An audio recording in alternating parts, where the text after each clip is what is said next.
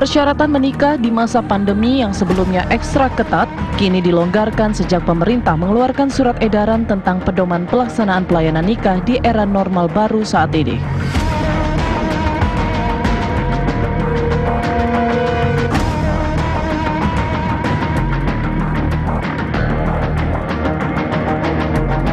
Sejak surat edaran Direktorat Jenderal Bimas Islam Kementerian Agama diterbitkan, aktivitas pernikahan pun kembali bergeliat. Meski begitu, calon pengantin harus mematuhi syarat ketat protokol kesehatan dan pembatasan jumlah tamu undangan. Pasalnya, ancaman penyebaran COVID-19 masih menghantui pernikahan, bahkan menjadi klaster baru munculnya kasus positif COVID-19 di Semarang, Jawa Tengah beberapa waktu lalu. Wali Kota Semarang menyatakan acara pernikahan di Kota Semarang itu tidak mentaati protokol kesehatan. Tamu yang datang melebihi batas maksimal yang diperbolehkan. Anggota keluarga pengantin pun dikabarkan meninggal dunia setelah sakit usai mengikuti acara pernikahan itu. Bagaimana para calon pengantin dan pihak keluarga mempelai mengantisipasi agar acara pernikahan tidak menjadi klaster baru penyebaran COVID-19? Bagaimana pula pihak Kementerian Agama mengawasi dan mengevaluasi pernikahan di era normal baru saat ini? Ikuti terus kabar siang di lokasi hari ini.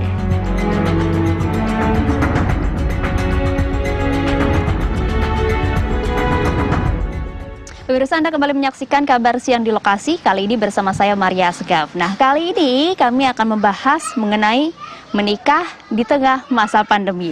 Nah, tentunya pernikahan di tengah masa pandemi cukup menarik dan juga berbeda jika kita bandingkan dengan pernikahan pada umumnya.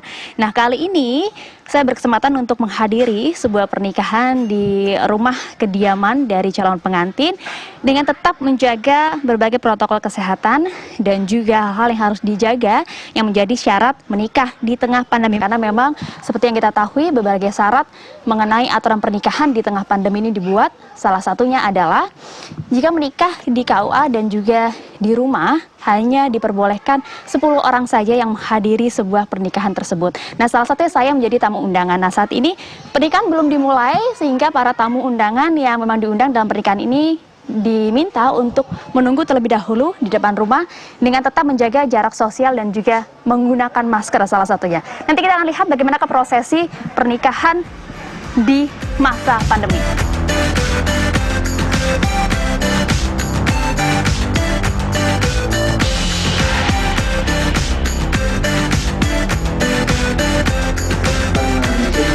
Nah, saat ini saya sudah berada di dalam ruangan ijab kabul atau akad nikah dari Mas Rezi dan juga Mbak Meta. Nah, seperti yang dapat dilihat saat ini akan segera dimulai akad nikah dari calon mempelai, di mana memang ada beberapa protokol kesehatan yang harus dipatuhi. Yaitu salah satunya adalah penerapan protokol kesehatan di mana semua peserta yang ada di ruangan ini menggunakan masker. Kemudian juga jumlahnya juga dibatasi. Hanya 10 orang saja peserta yang dapat melihat dan juga menyaksikan langsung ijab kabul di tengah masa pandemi ini. Kemudian pihak calon mempelai juga telah menyediakan berbagai protokol kesehatan yang ada, seperti menyediakan masker bagi kerabat atau saudara yang tidak membawa masker, kemudian juga menyediakan hand sanitizer dan juga tisu untuk para peserta yang berada di ruangan ini. Kita akan saksikan bersama bagaimanakah prosesi akad nikah dari calon mempelai. Maaf, saya tidak sebut rangkaian namanya satu persatu. Harusnya kepada engkau dengan perhiasan emas 3 gram yang agar siapin 3 haris dengan mas kawin tersebut tunai.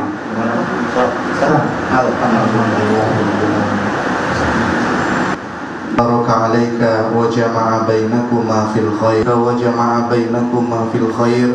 Nah, saya juga mengajak Anda untuk berbincang langsung dengan calon mempelai. Sudah pasangan suami istri karena sudah disahkan tadi oleh penghulu. Ada Mas Rezi dan juga Mbak Meta. Assalamualaikum. Waalaikumsalam warahmatullahi wabarakatuh. Nah, Mbak Meta dan juga Mas Rezi ini sudah sah begitu ya? Perasaannya menikah di tengah pandemi? Gimana? Okay. Kamu dulu deh. Ya, alhamdulillah pasti ada plus minusnya sih. Ada ininya juga.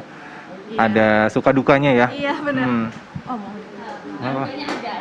Mungkin yang jadi pertanyaan semua orang adalah kemudian keputusan untuk menikah di tengah pandemi ini juga mungkin cukup berat ya. Alasannya seperti apa sih, Mas? Pastinya untuk nikah di masa pandemi ini satu kita nggak mau menunda-nunda. Satu itu.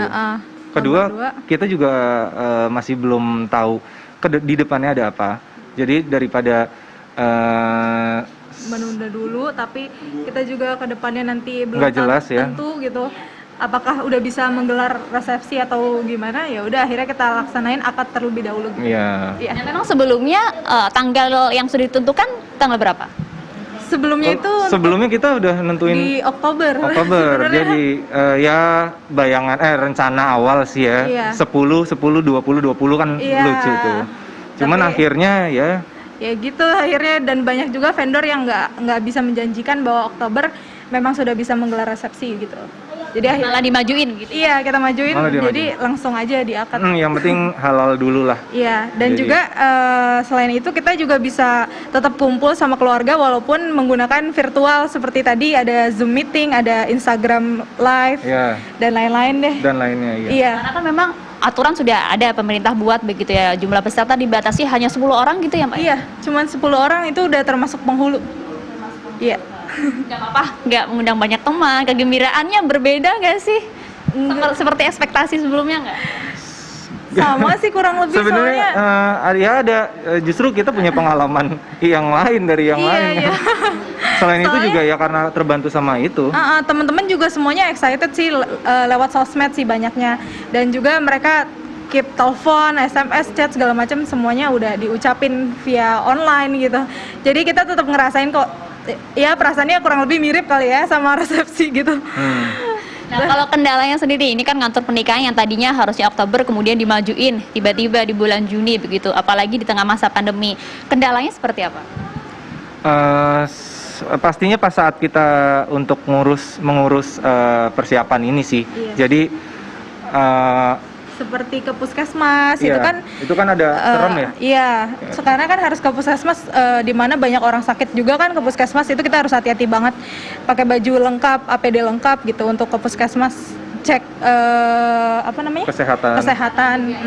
Kemudian pendaftarannya juga bisa melalui online kalau misal pemerintah buat lewat simkah.kemenak.go.id. Kalau kalian daftar lewat apa kemarin? Ya, memang kita online dulu ya, awal untuk mendaftarkan tanggal, jam dan data-data berkas kita secara soft copy-nya dulu gitu, itu secara online dulu. Nah, ntar pas baru kita berkas fisik. Berkas fisiknya aja. Jadi kan mungkin dapat bilang pernikahan yang unik begitu ya, menikah dengan pandemi hanya disaksikan oleh segelintir orang, tapi juga kerabat menyaksikan secara online.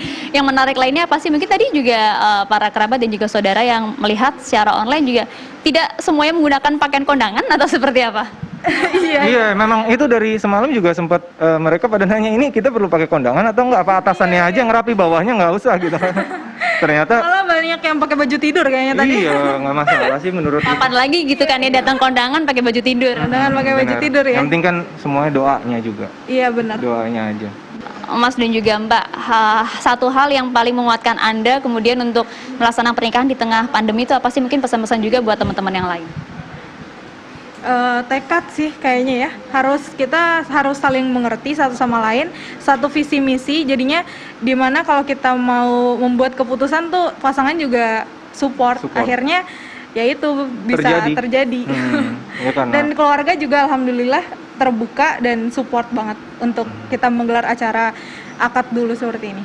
Jadi tidak melulu soal kemeriahan begitu, yang penting adalah hikmatnya atau seperti apa gitu ya? Betul. Iya. Soalnya kalau menurut kita juga sih sebenarnya kalau mau ngerasain bagaimana kita nanti ke depannya bakal bisa mau berjuang atau enggak ya kita fokus dulu pas di persiapan, kita mau ikut siap-siap untuk melakukan persiapan itu, atau nyuruh orang untuk siap-siap gitu. Itu bakal kerasa banget, itu beda banget. Hampir sepanjang persiapan akad kita juga banyak ikut campur tangan, emang lebih dominan ikut campur tangan, mulai dari persiapan di luar keluarga ya, karena itu juga ya, karena kita nggak bisa mengharapkan juga keterbatasan karena COVID. Jadi kita seperti seserahan itu kita buat sendiri, mahar juga buat sendiri gitu. Jadi itu seru banget sih. Jadi seru ya? Iya, jadi seru banget. Terima kasih banyak telah berbagi cerita bersama kami di TV One. Selamat menikmati hari-hari menjadi pasangan suami istri ya Mbak Meta, Mas Rezi, terima kasih banyak. Seru ya, ternyata tidak jauh berbeda lah menikah di tengah pandemi maupun di luar pandemi. Nah tadi sudah dijelaskan bagaimanakah kemudian kegembiraan dan juga rasanya menikah di tengah pandemi. Nanti kami juga akan mengajak Anda untuk berbincang langsung bersama dengan penghulu. Tadi ada Pak Taher yang menikahkan Mas Rezi dan juga Mbak Meta. Mengajak Anda untuk berbincang langsung bersama Bapak penghulu yang tadi menikahkan Mas Rezi dan juga Mbak Meta. Assalamualaikum Bapak. Waalaikumsalam warahmatullahi wabarakatuh. Pak Taher, tadi sudah melaksanakan pernikahan, alhamdulillah lancar. Nah sebenarnya pernikahan di masa pandemi ini seperti apa sih Pak? Banyak yang bilang nikah online gitu Pak.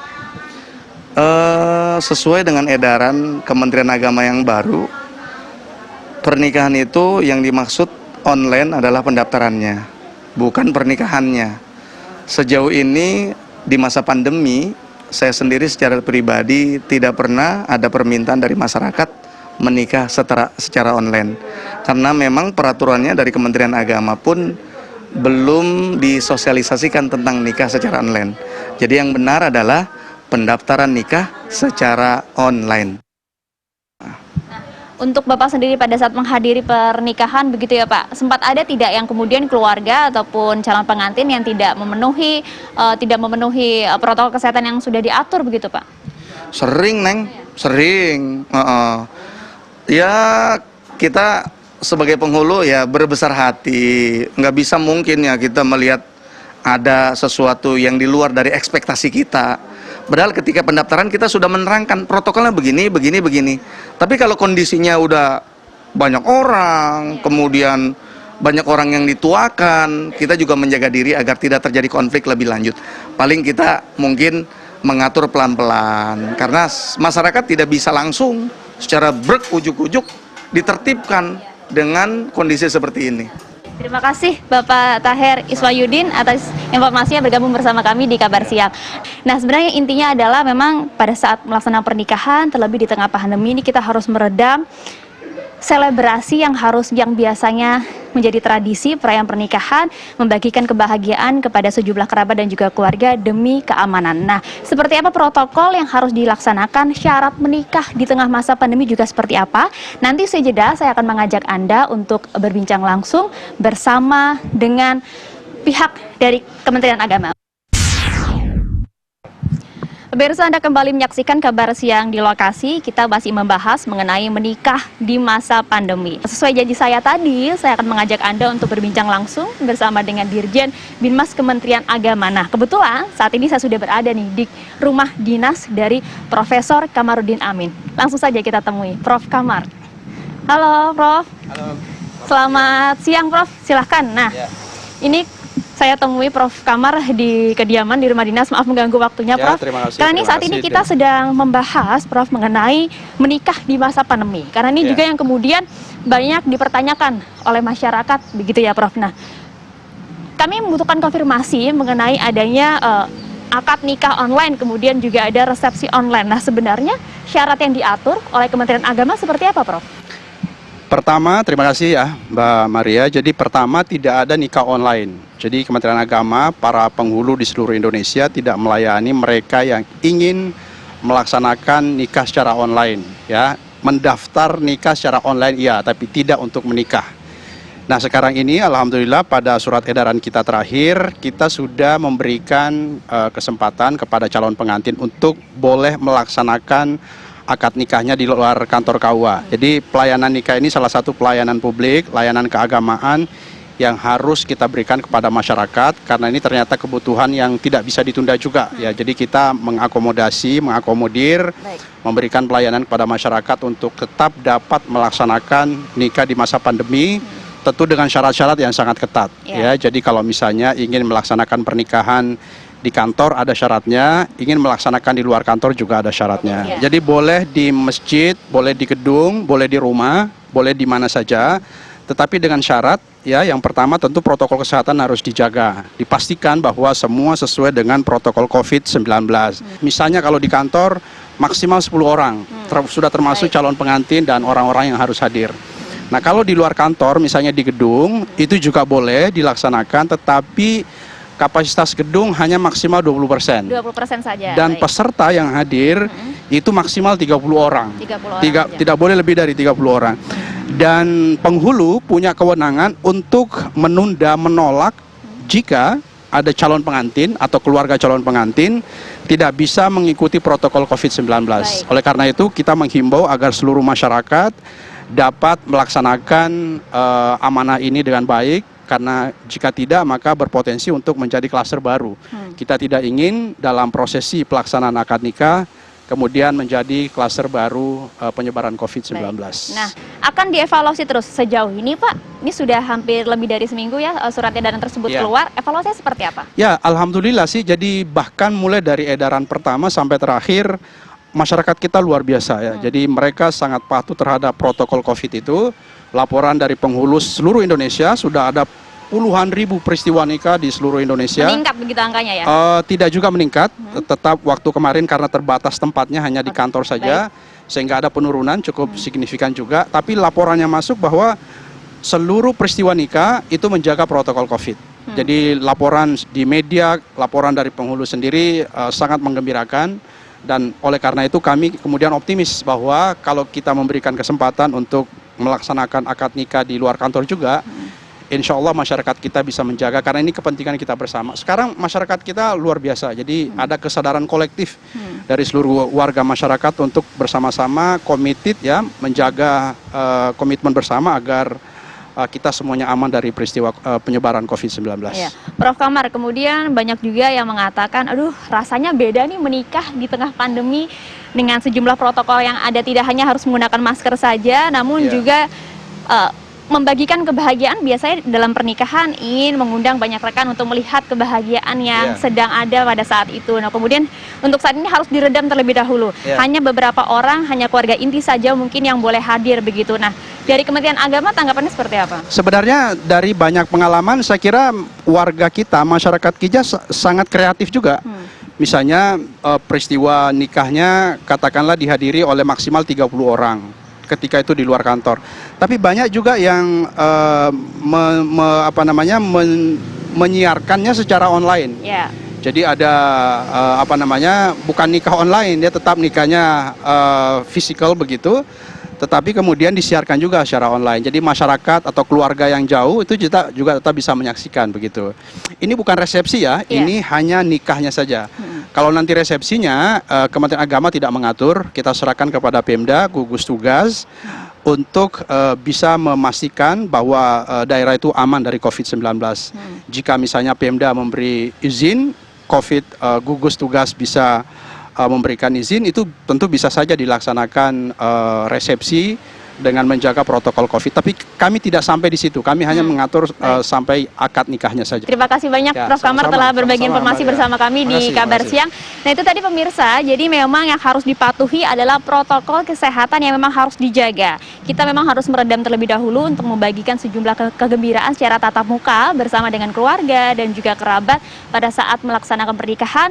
Namun yang paling inti adalah ihwal pernikahan itu sendiri. Tidak hanya sebuah pernikahannya, tapi juga makna dari sebuah pernikahan tersebut. Nah, kami akhiri Kabar Siang di lokasi hari ini.